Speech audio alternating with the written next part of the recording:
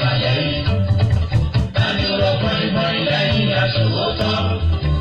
Kò jẹ́ rọ́ mi bí rárá. Ìmásíkú gan.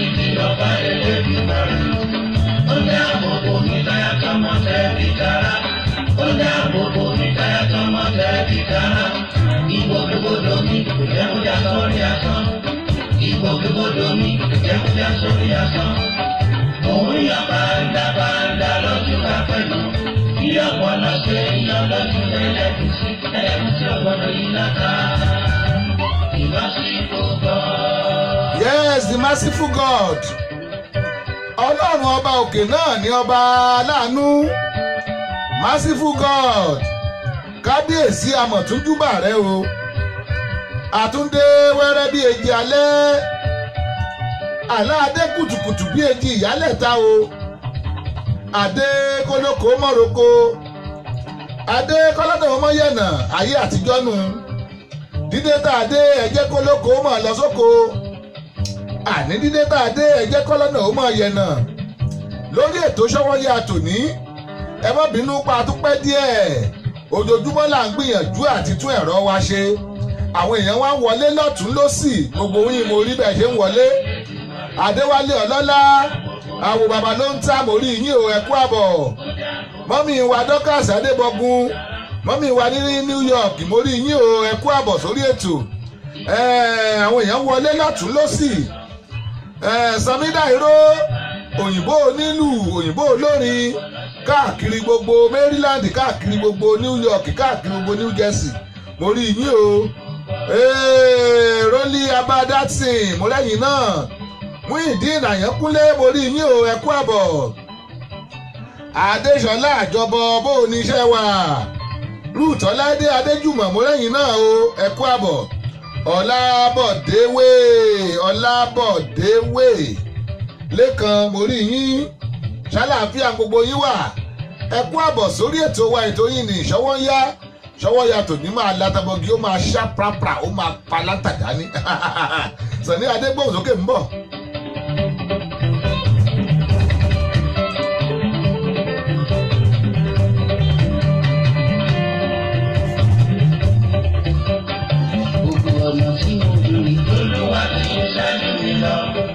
Ṣáájú mi kan ọ̀nà yóò mú kẹ́sì lẹ́gbàá ló ń bá mi kí pátápátá ìmásíkú gan. Gbogbo ọ̀nà tá à ń gbà lọ lọ́lúwa tọ́jú wa lọ bóyá ń ṣáájú wa lọ ló ń ṣáájú wa bọ̀. kábíyèsí alágbára ńlá ojoojúmọ́ ló ṣe wá lóore o oore ọjọ́ kan oore tuntun lọ́jọ́ kan ni Ọláìdé Adéjùmọ̀ wọ́n ní good afternoon and happy Easter Monday àbí òní lọ́jọ́ Easter Monday Jésù jíǹde lánàá ó ní ká pàdé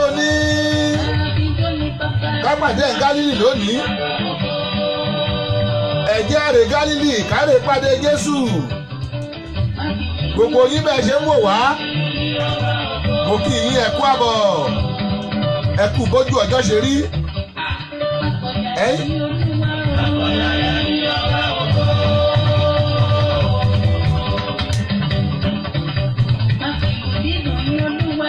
ìlérí ayọ̀ lọ́lúwa ṣe fún wa lórílẹ̀‐èdè Nàìjíríà o ó mú mi lọ síbi orin yìí Kingsley Ogundé ló ṣe léyìí tí ẹ bá rántí Kingsley Ogundé orin yìí ti pẹ́ láti máa lọ síbi 20 ọdún àbọ̀gbọ̀n ọdún ìlérí ayọ̀ bàbá ló ṣe fẹ́mi náà.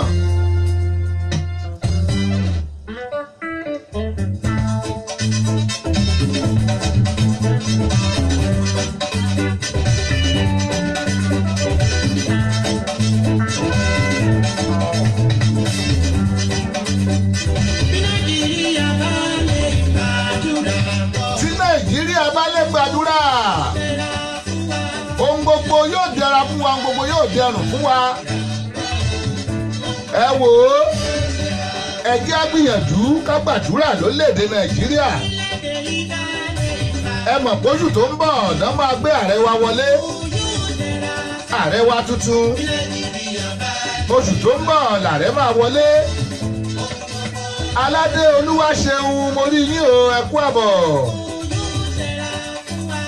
Aládé Olúwaṣeun ẹ kú àbọ̀ Ruth Ọládé Adéjùmọ̀ wọ́n níbo ni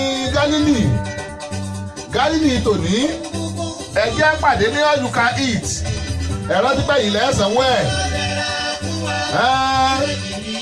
Gálílì tòní all you can eat lábàbí sí ẹ̀yìn lẹ́sánwó ẹ̀ ẹ jẹ́ pàdé ń bẹ̀ o.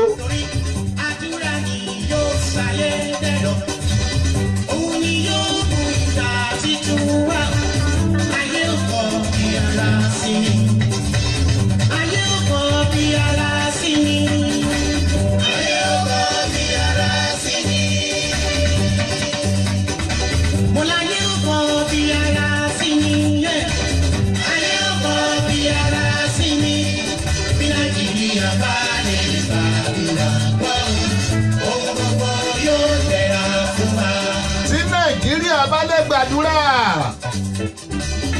ohun gbogbo yóò dára fún wa ẹ gbà bẹ́ẹ̀ orílẹ̀-èdè wa bá lè gbàdúrà ohun gbogbo ni yóò dẹrùn fún wa yẹ́sìkẹ́ Kingsley Ogundé rèé o Evangelist Kingsley Ogundé gbogbo ẹ̀yin tẹ́ ẹ bá rántí orin yìí nígbà tí Nàìjíríà wà tó tún wà lórúkún láti kọrin Ọlátúnkànmí Àríyìíbí àwọn Marcus Spicy ẹ̀mọ̀ kú àbọ̀ sórí ètò Ọlátúnkànmí Àríyìíbí àwọn apasínà òbó ni ẹ̀kú àbọ̀ Ọlátúnkànmí Àríyìíbí àwọn bàbá ló ń tábò ni mo rí yín o ṣáàpì àlẹ́ wa ẹ̀kú àbọ̀ sórí ètò. Ṣọwọ́ yálẹ̀ léyìí Abímbọ́lá Mary Adéọlá mọ̀rẹ́yìn náà Abímbọ́lá Mary Adéọlá bò níṣẹ́ wa ẹ kú àbọ̀ sórí ètò wa bó o ní Sunday àná àwọn kan mú Jésù wọ́n kàn mọ́gi ní ọjọ́ wo nù náà wọ́n dàbí pé ńjọ́ Friday náà kàn mọ́gi wọ́n fún un lọ́kàn lẹ́gbẹ̀ẹ́ wọ́n fún un lọ́tí kíkan mu Jésù jíǹde lánàá wọ́n wá ní ká pàdé òní Gálílì ó ní ọ̀pàdé òun Gálílì kò ládìyẹ Gálílì lónìí àwọn kan ní ká lọ sí ọ̀yùká yìí àwọn kan ní ọ̀yùká yìí tí wọ́n máa lọ ebi ò sá o ń wọ̀n sá Ayọ̀túndé Ayọ̀dìran mo rí yín o ẹ kú àbọ̀ mọ̀nàmí happy Easter bóòní kọ́lọ̀ mọ́ gbà wá ní káàkiri àgbálá ayé happy Easter Olúwa bá wa tún Nàìjíríà wa ṣe o Olúwa tún orílẹ̀-èdè wa Nàìjíríà ṣe ẹwọ ẹnu Yorùbá ti wà ẹ mọ̀ bẹ́ẹ̀ Olúwa tún Nàìjíríà ṣe kọ́lọ̀ ń bá tún Nàìjíríà ṣe ọ̀pọ̀lọpọ̀ nǹkan lẹ rí pé yóò máa bọ́ sójú ẹ̀ ayín èèyà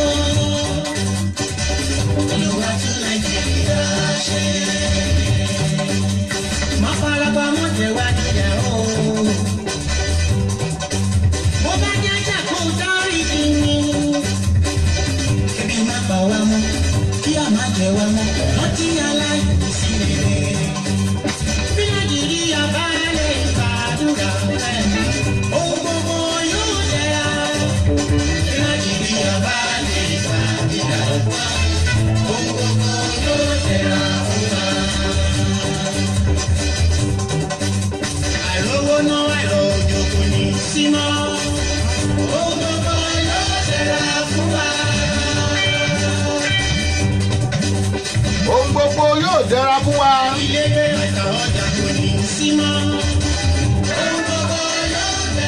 Ètò Ṣọ́wọ́nyá náà ló ń lọ lọ́wọ́ aláìgbúdọ̀ mí ìṣe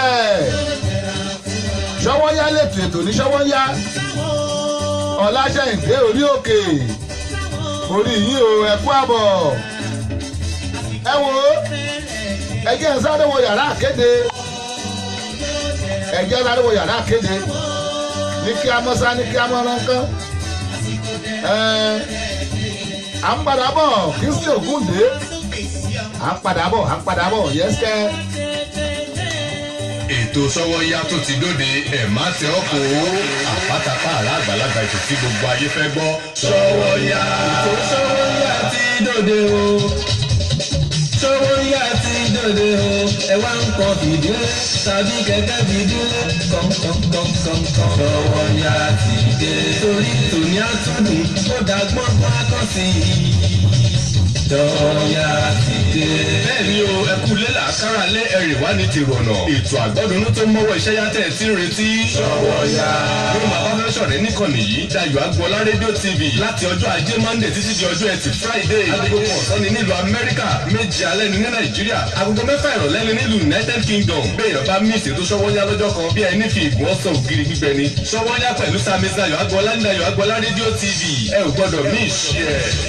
Ẹ wá ń kọ fìdílé tàbí gẹ́gẹ́ fìdílé kọ̀ǹkọ̀ǹkọ̀ǹkọ̀ǹ. Ṣọ́wọ́nyá ti dé torí tòní àtúndùn ó dàgbọ́ngbọ́n akọ́sí. Ṣọ́wọ́nyá ti dé.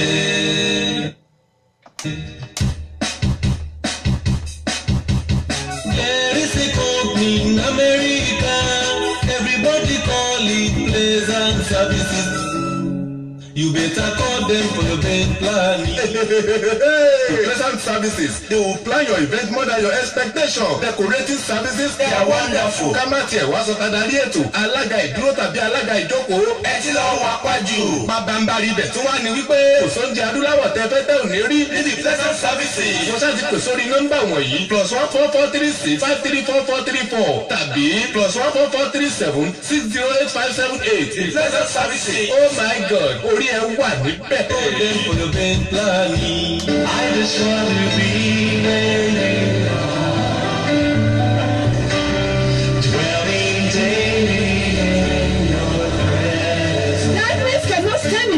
presence, because in His presence dwell the fullness of joy. In fact, fullness of life. And that is why the Virtuous Ladies of Gospel Faith Mission International, North America government, invites you to Virtuous Ladies Conference 2019. In His presence. Exodus 33 verse 11 through 16. Day, Thursday 16th to Sunday 19th of May 2019. Then Bongiorno Conference Center, 430 Union Hall Road, Calais, Pennsylvania, 17013. Ministry, Pastor Sunday Adu, National Overseer Government, North America. Dickness Ola Aremo, the Chairperson, GBL Ministry. Guest Speaker, Pastor Taiwo Fagui, National Secretary Government North America. Dickness Blessing Oluwayemi, Government Worldwide Women Ministry Leader. and the host of other anointed ministers of God is going to be great and wonderful in His presence. If you can praise Him, He will raise you. And if you worship Him, He will be with you in worship. Let us meet at the throne of mercy near His presence well. Registration fee, $250 per participant, which will include feeding for 4 days and accommodation for 3 nights. Also in the package, movie night, workout with Zumba, preaching and teaching that will open our knowledge. Wine sight and sound is $66. You can register at www.gfmi.org/virtuousladies. Telephone 301-277-8319. 301-277-8319. This advert is being sponsored by The Planning Committee of GBL, Government North America. You can't afford to miss His presence, because in His presence there is fullness of joy. It's going to be powerful. Jesus is Lord.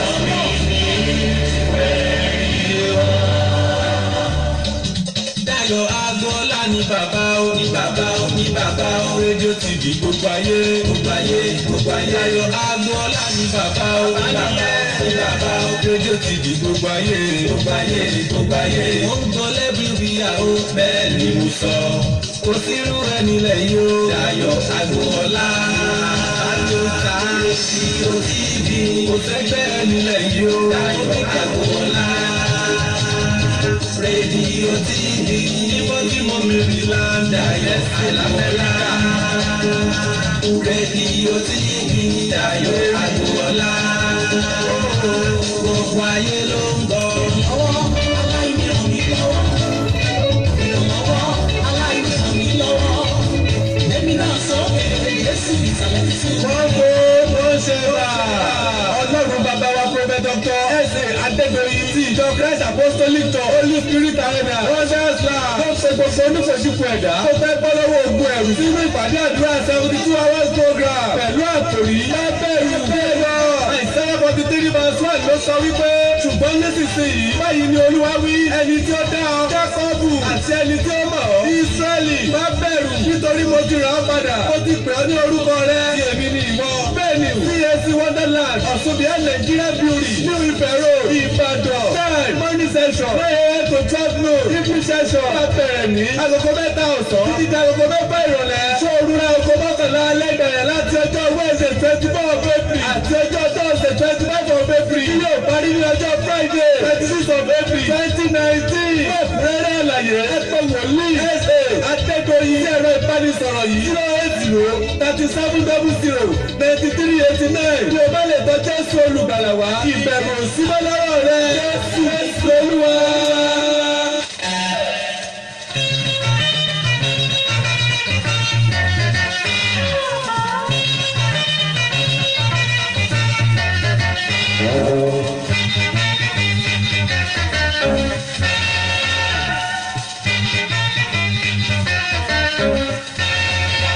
Orí ètò Ṣọ́wáyá náà la tún padà sí.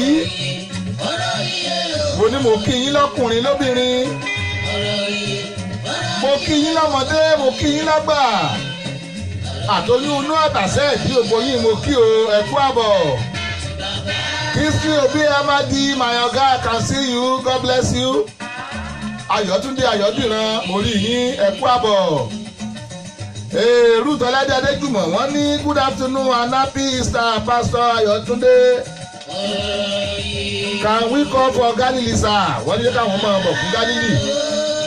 Ẹ dáwọn lóhùn o.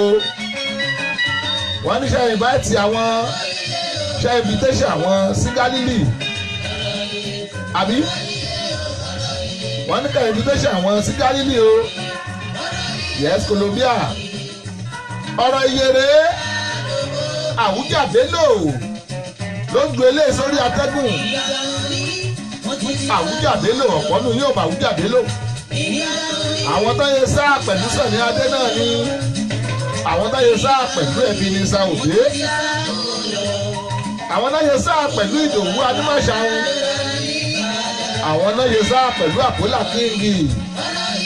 Àwọn náà yẹ sáà pẹ̀lú Tóyè Ajagun. Àwọn náà yẹ sáà pẹ̀lú Délé Abíọ́dún. Àwọn náà yẹ sáà pẹ̀lú Ẹ̀prọ̀ Peter. Yọmọ yàyín lẹ́nu pé mọ̀ ń da ogun ẹ̀ ta. Ẹ wò ó ẹ máa gbádùn ẹ lọ orí ètò Ṣọ́wọ́nyá náà láwà gbóhùn sókè.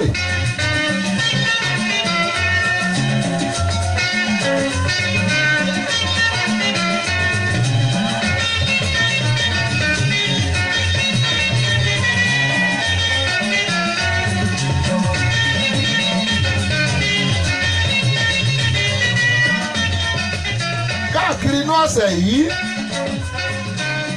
à ń ṣiṣẹ́ kan lórí ẹ̀rọ wa. Tí a bá parí iṣẹ́ yìí a ó bẹ̀rẹ̀ sí ní mú àwọn àwòrán kan wá sójú ìwòran yín. A ṣe compilation àwọn èèyàn tó yẹ pé wọ́n lè act bíi Jésù. Wọ́n lè ṣe bíi Jésù tó yẹ pé àwọn náà ṣe Jésù. Tọ́lẹ̀ kan wọ́n mọ́gi. Wọ́n lè kan àwọn kan máa gbélébùú. Bẹ́tò bá ṣe ń lọ. Tọ́lọ̀ ń bá fún wa lágbára láti gbé jáde lónìí. A gbé díẹ̀ jáde ń bẹ̀ lónìí. Gbọ́dọ̀ bá yẹ pé lọ́la náà ni ọkọ̀já àbíkíáfù. Àwọn èèyàn lóríṣiríṣi lọ́mọdé lágbà. Wọ́n lọ pílánù pé àwọn ṣe Jésù. Ẹ máa lóríṣiríṣi design. Oríṣiríṣi costume. Àti ti Nàìjíríà o. Àtòkè òkun.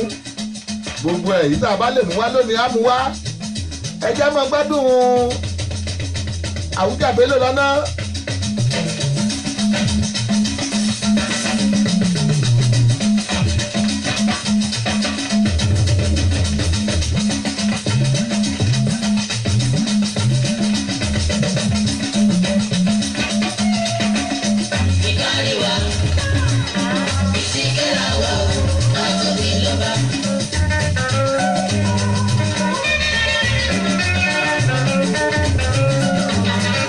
Ló lè bí kó má gbẹjọ́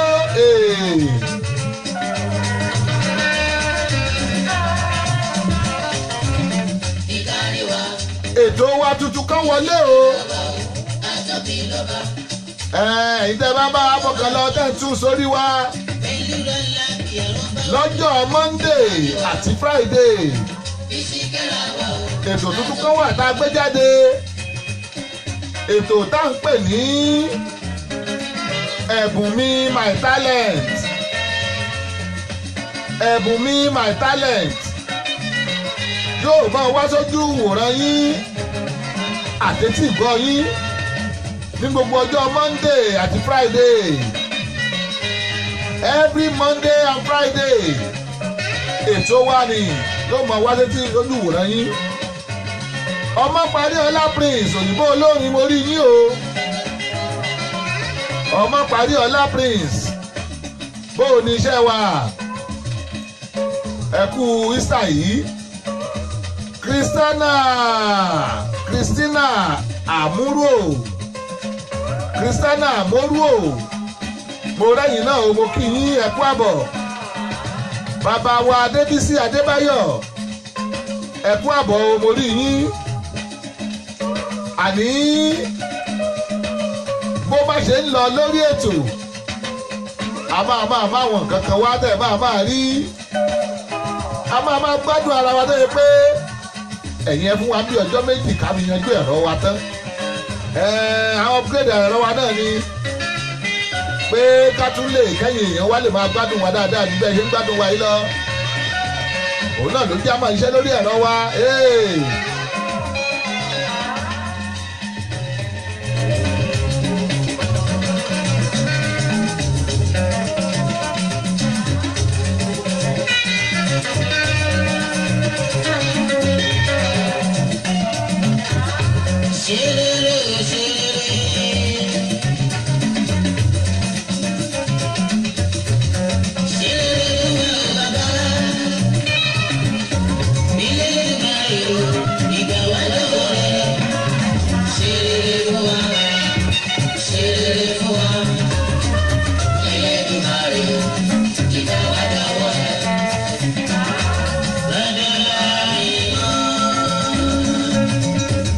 àdàbà mímọ́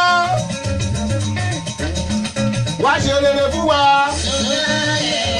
ọlọ́run elédùmarè wá ṣe rere fún wa àdàbà mímọ́ náà kalẹ̀ wá ọlọ́run elédùmarè ṣe rere fáwọn ọmọ rẹ.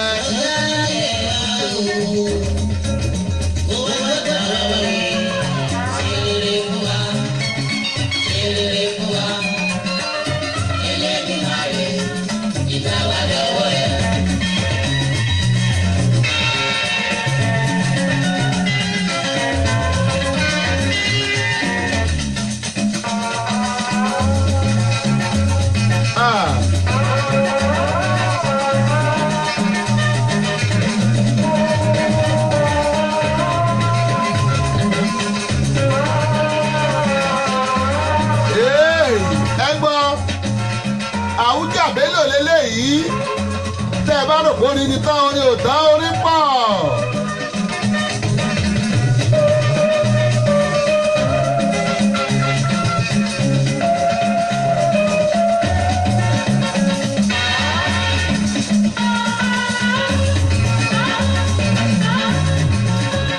AB Graphics orí yìí o ẹ kú àbọ̀ sórí ètò. Ṣọwọ́ yálé léyìí láti Dayo Agboola rédíò TV.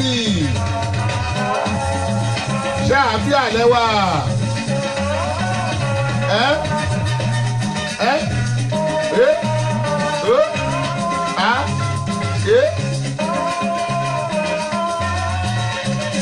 Ọkọ̀ jẹ́ abẹ́.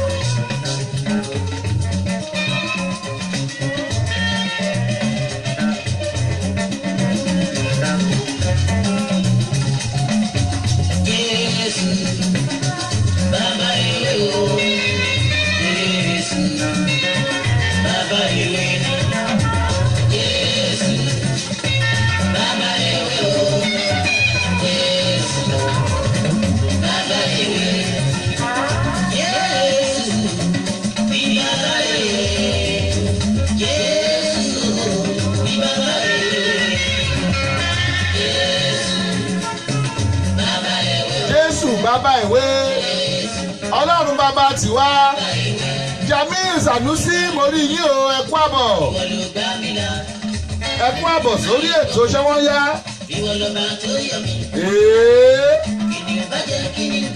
Àní láàrin ọ̀sẹ̀ tá a mú yìí ọ̀sẹ̀ ìjìyà Jésù ọ̀sẹ̀ àjíǹde Jésù àwọn kan wà tó yẹ pé a máa jẹ́ kẹ́ ẹ mọ̀ a máa bẹ̀rẹ̀ sí ní gbé wá lójú wòran yín ní kíákíá tẹ̀rọ wa bá ti bọ́ sí tán wọ́n ń ṣiṣẹ́ kan lórí àwọn ẹ̀rọ wa a máa fi hàn yín báyé ṣe ọdún Easter lórílẹ̀‐èdè kọ̀ọ̀kan kódà lórílẹ̀‐èdè Nàìjíríà gan ẹ máa rí báyé ṣe ní orílẹ̀‐èdè Ísírẹ́lì ẹ máa rí ẹ wò ó we have a lot of goodies for you. Mo ní ká má gbàgbé pé tó bá di aago 5 lónìí aago 5 5 o'clock ní ètò wa ètò yìí ni my talent ẹ̀bùn mi ló ń bọ̀ lójú ìwòran yín láago 5 lónìí. Ibẹ̀ láti máa mú àwọn olórin ní kọ̀ọ̀kan wá láti máa máwọn oníṣẹ́ ọwọ́ wá láti máa àwọn òṣèré wá láti máa àwọn táwọn pé àwọn lẹ́bùn láti mú wọn wá. Aago 5 níjọ́ Ajé àti aago 5 níjọ́ Friday ni ẹ má miss slot tiyín o ẹ kàn sí wa bóyá upcoming artist ni wọ́n ò fẹ́ káwọn èèyàn mọ nǹkan tó ń ṣe bóyá oníṣẹ́ ọwọ́ ni ò fẹ́ káwọn èèyàn mọ nǹkan tó ń ṣe máa bọ̀ lórí Dayo Agboola rédíò TV ẹ wò ó àbí kí la wà fún nǹkan tá a wà fúnra wa fún náà nìyẹn ẹjẹ́ bá ara wa dòwò pọ̀ ó máa ṣá práprápráprápra ẹ pàdé wa ràn lé òní o Dinobu bàbá nìyẹn Ìdòwú bá mi ṣayé onídùúrù àrà akọrin tó pa kíkì àwọn là ń gbé bọ̀ lórí ètò lónìí. Ìwọ tó o bá fẹ́ wá náà jẹ́ ká mọ̀ àbí Jamiu Sanusi mo ní orí yín ẹ kú àbọ̀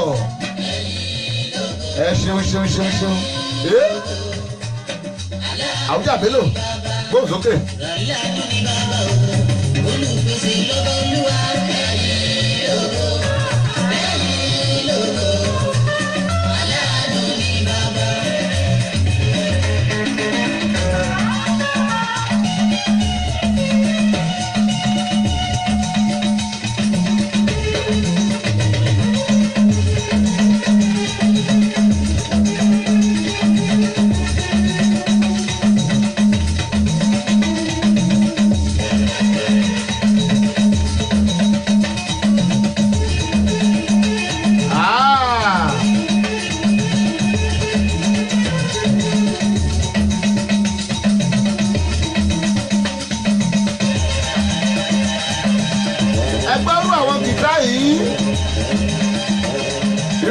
Bẹ́ẹ̀ la gbé wá ní ọjọ́ Friday Mr. Marcus Ṣeun Marcus tó wá járù gìtá fún wa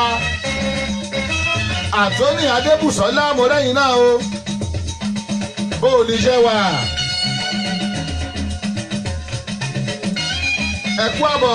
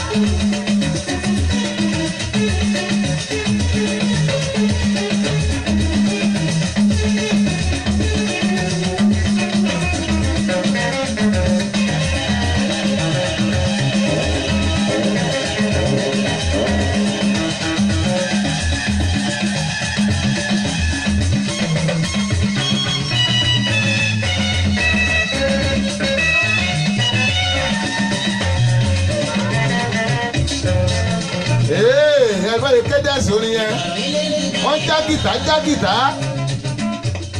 tí ẹ bá wojú aago yín níbi tẹ́ wà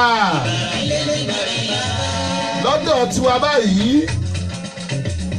agogo méjì kọjá ìṣẹ́jú mẹ́rìndínlógún 2:16 ẹ̀yin tẹ́ wà lórílẹ̀‐èdè Nàìjíríà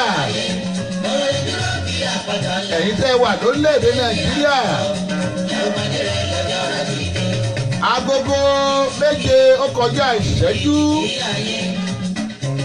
mẹ́tàdínlógún yẹ́sẹ̀.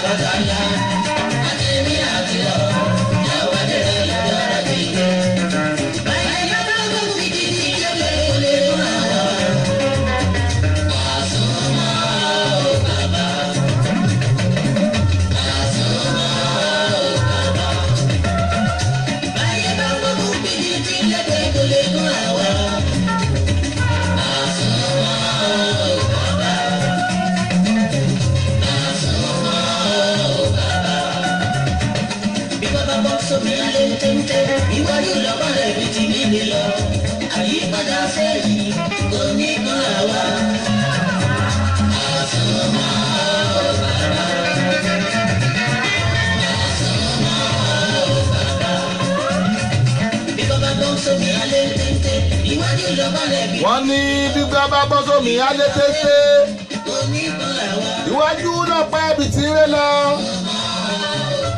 àpadà sí burúkú òní kàn wá akí gbogbo yín bẹ̀rẹ̀ enjoyment ọdún Easter yìí òní Galilee ń bọ̀ ẹ̀dí fẹ́ pàdé ẹ̀yìn.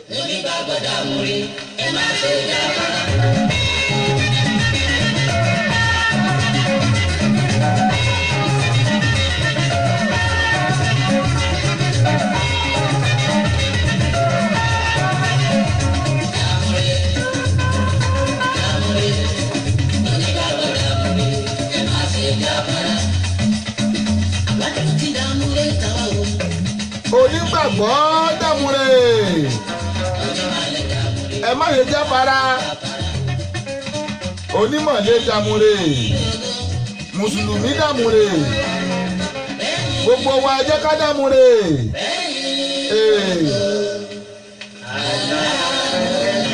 Aláàánú lolúwa aláàánú ni bàbá ẹ ṣeun Àwùjá Bello Àwùjá Bello lẹ́gbọ́n ọkọ̀ jẹ́ àbíkábù.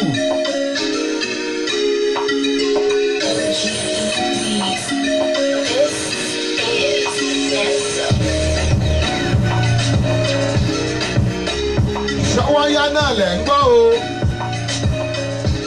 ẹ má jẹ́ ó yà yín lẹ́nu ẹ má jẹ́ ó jọ bí àrà lójú ẹ̀yin.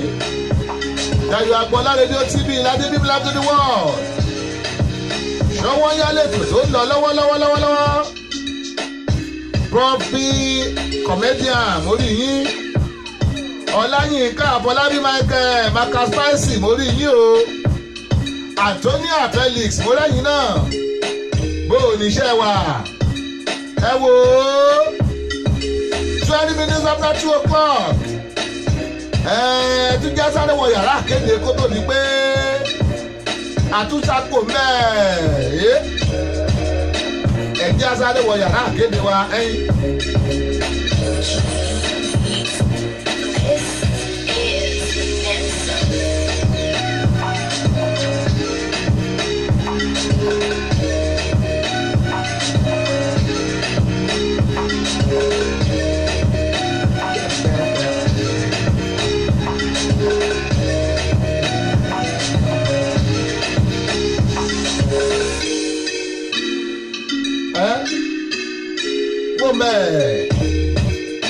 Gẹ̀ǹgẹ̀ kéré ní gẹ̀ǹgẹ̀ bó ṣe jẹ́nu orin tó gbádùn tó tẹ̀sán bàbá wa Fẹ́mi Ọ̀ṣọ́bùkọ́lá orí yín ò ẹ kú àbọ̀ sórí ètò alága ẹgbẹ́ ọmọ òbòkú ti Washington DC àti ti Baltimore fún àbàdà orí yín kú àbọ̀ bàbá rí a ṣàlàáfíà ni. Ọláyínká Àbọ̀lábí Michael Marcus Spicy màkà tó ta lẹ́nu kò kẹ́yìn náà Ṣọwọ́nyá ṣàlélẹ̀ yìí láti Dayo Agboola rédíò TV Alájà Làtífà Jùmọ̀kẹ́ Yusuf Alájà tó lè mọ́kà tó dé Alájà Mẹ́ríkẹ́ Alájà tí ò bá mẹ́yìn mọ́kà mi wá mo rí yín o. Ẹ kú àbọ̀ 1 2 3 go.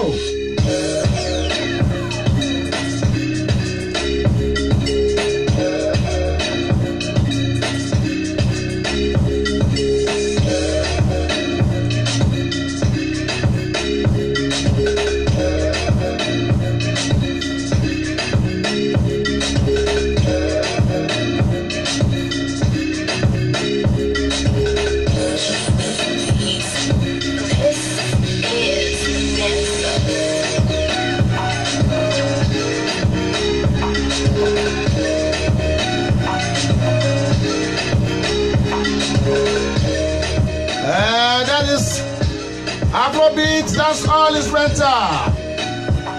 Afrobeat, that's all is rental. Mo láwọn beat báyìí tẹ́ bá fẹ́ yẹn kàn sí wa. Àbàbá yìí bá yín gbé jáde. Yes.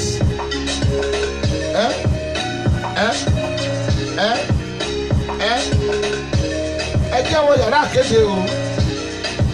Ṣọwọ́nyá yẹn dáa. Ètò Ṣọwọ́nyá tó ti dóde ẹ̀ má tẹ ọkọ̀ àpátápá àrà àgbàlagbà ètò tí gbogbo ayé fẹ́ gbọ́. Ṣọwọ́nyá ètò Ṣọwọ́nyá ti dóde o. Ṣọwọ́nyá ti dóde o. Ẹ wá ń kọ fìdílé tàbí kẹ̀kẹ́ fìdílé kọ̀ǹkọ̀ǹkọ̀ǹkọ̀ǹ. Ṣọwọ́nyá ti dé torí tòní àtúndùn ó dàgbọ́n bá kàn sí i. Ṣọwọ́nyá ti dé. Bẹ́ẹ̀ni o, ẹ kú lélà kára lé ẹ̀rìn wá ní tìrọ̀nà. Ètò àgbọ́dúnú tó mọ́wọ́ iṣẹ́ yá tẹ̀ tí ń retí. Ṣọwọ́nyá. Bí màá bá fẹ́ ṣọ̀rẹ́ níkànnì yìí Dayọ̀ Agboola rédíò TV láti ọjọ́ ajé Monday títí di ọjọ́ ẹtì Friday agogo kan ọ̀sán ni nílùú Amẹ́ríkà 7 alẹ́ ni ní Nàìjíríà agogo 6 ìrọ̀lẹ́ ni nílùú United Kingdom béèyàn bá mísì tó ṣọwọ́yá lọ́jọ́ kan bí ẹni fi ìgùn ọ̀sán ògiri gbígbẹ ni ṣọwọ́yá pẹ̀lú Sami Dayọ̀ Agboola ní Dayọ̀ Agboola rédíò TV ẹ ò gbọ́dọ̀ mí ìṣe ẹ̀. ẹ wá ń kọ fìdílé tàbí gẹ́gẹ́ fìdílé tọ̀tọ̀tọ̀tọ̀. Ṣọ́wọ́nyá ti dé torí tòní àtúndùn ó dá gbọ́ngbọ́n akọ́sí. Ṣọ́wọ́nyá ti dé. There is a company in America, everybody call it Pleasant Services. You better call them for your event planning. Pleasant Services. They will plan your event more than your expectation. Decorating services. They are wonderful. Ká má tiẹ̀ wá sọ tadarí ètò. Alága ìdúró tàbí alága ìjókòó. Ẹ ti lọ wà pàjù. Pàbàmbarì ibẹ̀ tó wà ní wípé kò sóúnjẹ adúláwọ̀ tẹ́fẹ́tẹ́ ò ní rí. Níbi Pleasant Services. Yọ̀ṣà ti pè sórí nọ́mbà wọ̀nyí. +14436 534434 tàbí +14437 608578. The Pleasant Services. Oh my God. Orí ẹ wà níbẹ̀. Bó ṣe jẹ́ nù. For sound and quality production, Babalonta Studio is the best. For sound and quality production, Babalonta Studio is the best.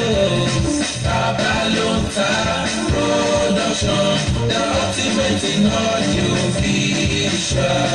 Babalonta Production, the ultimate in audio visual. Yes, so you can't argue with the proof. Studios are many, but the best one is few. Babalonta Digital Studio for your recording, demo CD, mastering, marketing and promotion, and also live band performance, season DJ, videographer, photographer, master of ceremony, music consultant. Reach Sami Dayọ̀ Agboola on agboolaadetayo68@gmail.com or visit our website www.dayoagboola.com. Telephone +1443 760 8578. Production, the ultimate in audio visual.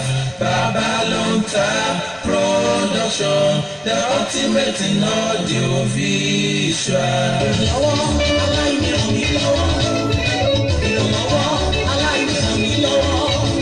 Èmi náà sọ pé Jésù ìsàlẹ̀ títí. Wọ́n wo bó ṣe wà. Ọlọ́run bàbá wa Prophet Dr.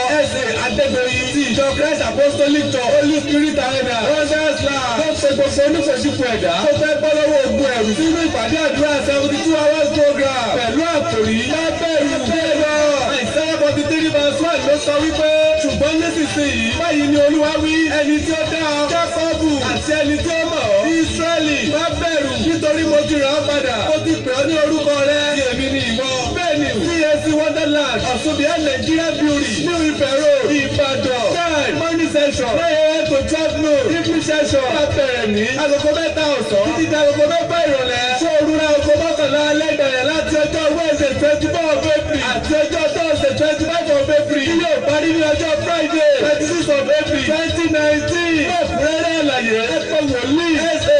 Adédoyin sí ẹ̀rọ ìbánisọ̀rọ̀ yìí 080-3700-9389. Bí o bá lè tọ́ Jésù olùgbàlà wá ìbẹ̀rù òsínmọ́ lọ́rọ̀ rẹ Jésù Olúwa.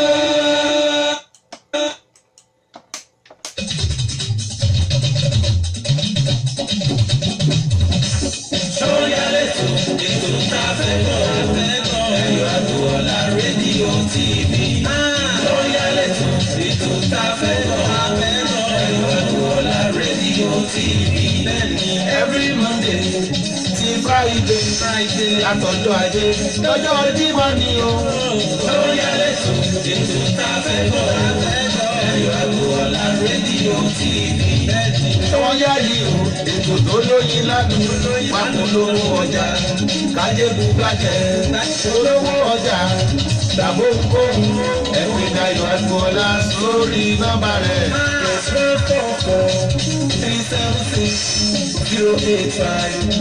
344-370-8578. Sọ́yàlẹ́tò ètò tá a fẹ́ gbọ́ Dayọ̀ Agboola rédíò TV. Sọ́yà yìí o. ètò tó lóyin lágbóró ìpolówó ọjà kájé bùgbàjẹ́. Ara ń bẹ tí mo fẹ́ dá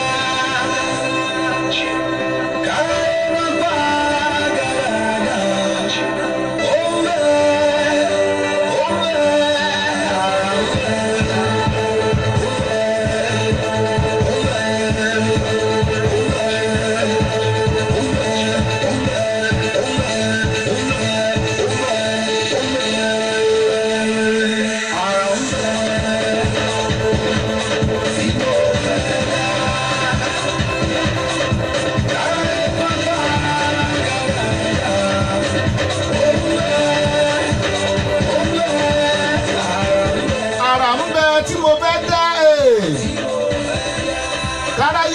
Kádàrádà o lórí ètò wa ètò yìí ni Ṣọ́wọ́nyá náà la wà. Mo kì í ẹ kú àbọ̀. Ẹ jẹ́ máa gbìyànjú àti máa rántí ọ́ọ̀pù lónìí. Iṣẹ́ tá à ń ṣe lórí ẹ̀rọ wa ló jẹ́ apẹ́ díẹ̀. A wò pé ìgbádùn tí yín ní iṣẹ́ títí wa. Òun la ṣe ń gbìyànjú takuntakun lórí ẹ̀rọ wa. Ọlọ́run ràn wá lọ́wọ́. Nínú ọ̀sẹ̀ yìí, a máa ṣe ojú ẹ̀ síta. Ọmọ ọba Bádégẹṣin mo rí yín o. Òyìnbó onílù. Ọmọ ọba Bádégẹṣin bó ni. Ẹ kú àbọ̀ sórí ètò. Òyìnbó onílù nù. Àrùnàdé. Ṣé wà pa? Àrà ń bẹ. Tẹ́mi gan fẹ́ dá àbí? Kálá yóò má pa kádàrádà o. Ó ń bẹ, ó ń bẹ, ó ń bẹ.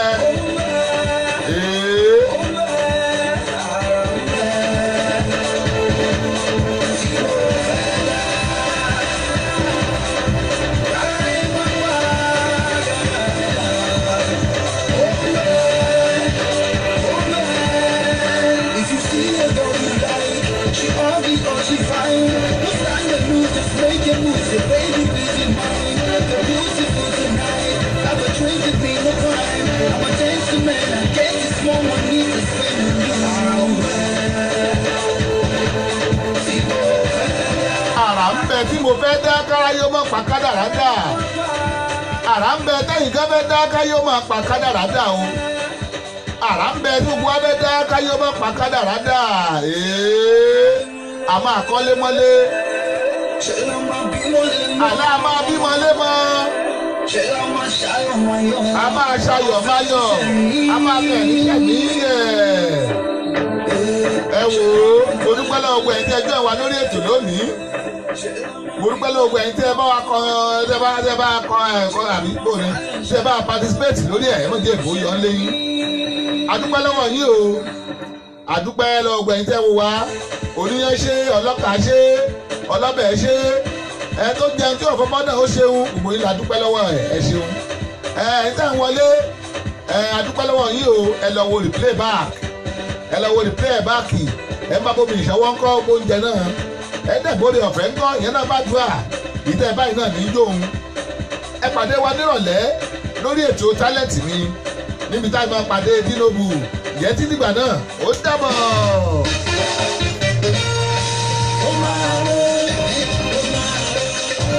Ó máa ró oró kango ó máa ró ó máa ró ó máa ró oró kango agogo ayọ̀.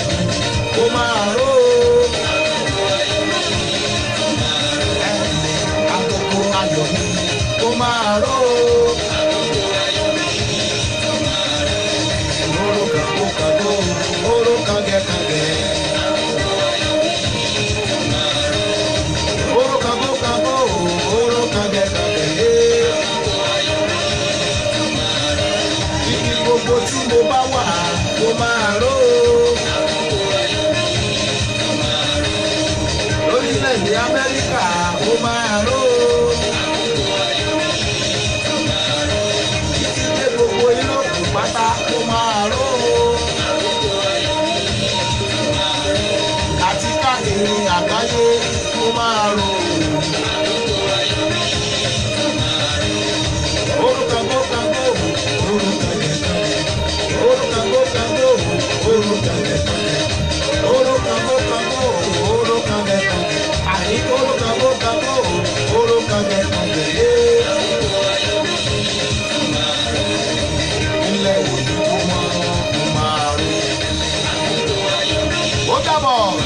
pàdé rọ̀lẹ́ God bless you.